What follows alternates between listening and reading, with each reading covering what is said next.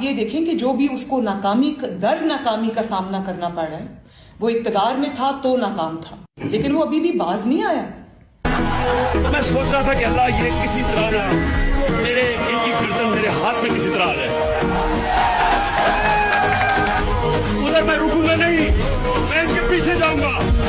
میں ان کو چھوڑوں گا نہیں، جو اب تک میرے ہاتھ بندھے ہوئے تھے، میرے اب ہاتھ وہ جو زنجیر بلی ہوئی تھی وہ اب کھل جائے گی۔ پہلا میرا ٹارگٹ ہوگا جس کے اوپر بڑی دیر سے جو میری بندوق کی بڑی دیر سے اس کو بڑھائے ہوئے وہ ہے آصف علی زرداری۔